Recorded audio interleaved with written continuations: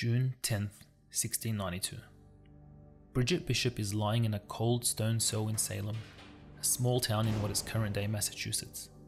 A guard comes in, opens her cell and takes off her shackles.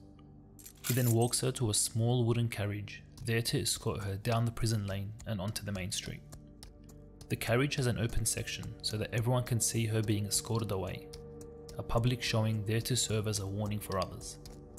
On the main street, she exits the carriage to be met by marshals and constables, who are there to escort her a short ways away to a small hilltop, where a rope is hanging from freshly installed gallows.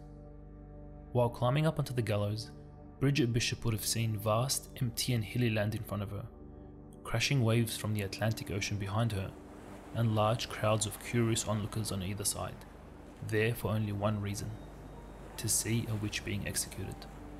She'll be the first of 19 people, 14 women and 5 men, who would be trialed and executed for witchcraft in what will infamously become known as the Salem witch trials. To understand how something as crazy as the Salem witch trials could happen, we need to take a look at 17th century Salem. Salem village was known to have an ill-tempered, bickering population, with persistent disputes amongst its people, constantly arguing about property borders, grazing rights and church privileges. In 1672, the villagers voted to get a minister of their own to help them restore some order, but this proved to be pretty difficult. The first 2 ministers only stayed a few years and both left because of disputes over their pay. One of them, George Burroughs, would actually later be trialed and executed for, you guessed it, witchcraft. The man to finally become minister, Reverend Samuel Parris, remember him, he's pretty important. He actually caused more disunity by taking long to accept the job, and he increased public penance for even the smallest crimes. It was during his time as minister that accusations of witchcraft were at their highest, and it would set the scene for the Salem witch trials. With the unrest in Salem being what it was, the events that led to accusations of witchcraft would begin. Remember this man? Reverend Samuel Parris, the new minister of Salem. It all started with him, or more specifically, his daughter Betty Parris and his niece Abigail Williams. Betty and Abigail, along with 6 other girls, would become the main accusers in the witch trials. Betty and Abigail had begun to act very strangely. They would randomly scream, make strange sounds, contort their bodies into strange figures, and not talk for long periods of time. They would also randomly feel like they were being pinched and pricked by what seemed to be a spirit.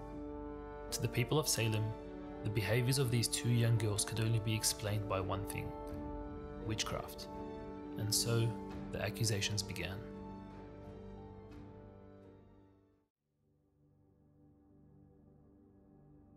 February 1692. Betty and Abigail began to act very strangely. This marks the beginning of the events that would lead to the Salem witch trials. March to May 1692. At first, only 3 people were accused and arrested, but slowly this number began to increase. Those being accused were not only from Salem. Women from nearby towns who had never even met these girls began to be accused too. Some of the accused, like a religious woman named Sarah Good, who was a regular at church, caused a stir amongst the townspeople. If good people like Sarah could be witches, then nobody was safe. Even Sarah's daughter, who was only 4 years old, would be accused of being a witch. By the end of May, barely 3 months after the first accusation, there were 62 people in custody. Bridget Bishop lived quite differently to other women of the time. She wore colourful clothing and odd costumes. She entertained guests late at night, where they would drink and play games. She was married 3 times and was even previously accused of bewitching her second husband to death. All these may seem normal now, apart from bewitching a husband to death, but they went against the beliefs of the time, as the people of Salem were mainly Puritans. Puritans believed that your actions were predetermined and were a sign of whether you were in God's favour or whether you were doing the devil's work. Bridget's actions to the people of Salem were against God's will. This made her an easy target, and quickly the allegations came in. The main evidence against her was spectral evidence. A spectre was kinda like a ghost, except it belonged to the spirit of someone who was alive. Bridget's spectre was said to have spooked horses and attacked the young girls Betty Paris and Abigail Williams. Another victim said she had pointed out Bridget's spectre to her brother, who then struck at the spectre with a sword, tearing its dress. During her trial, the judge asked Bridget to show the court her dress, which was indeed cut. Not a good look for Bridget's case.